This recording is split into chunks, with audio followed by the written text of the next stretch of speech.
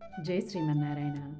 శ్రీ సూక్తి channel వీక్షిస్తున్న వారందరికీ అడియన్ నంబూరు శిరీష రామానుజదాసి నమస్సుమాంజులలు.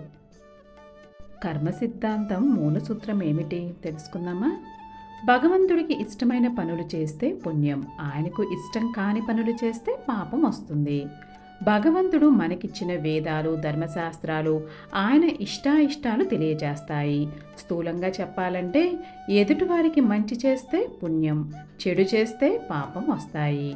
కర్మ అంటే మనం చేసే పని, అంతేకాదు ఆ పని చేయడానికి మనం చేసే ఆలోచనలు కూడా కర్మలే.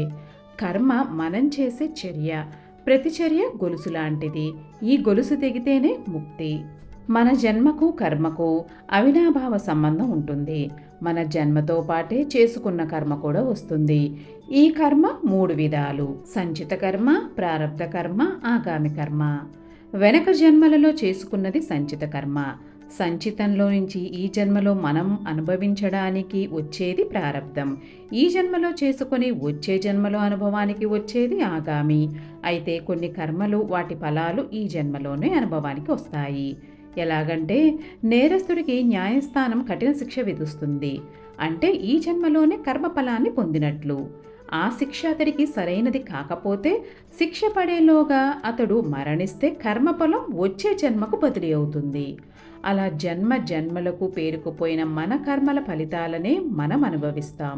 అదే భగవంతుని కృప ఉంటే మన ప్రారబ్ధాన్ని సుఖంగా అనుభవించే శక్తిని ఆయన ప్రసాదిస్తాడు. కర్మ సిద్ధాంతం మూల సూత్రం ఏమిటంటే, కర్మలు చేసేది మనమైతే దాని ఫలితాలను ఇచ్చేది భగవంతుడు.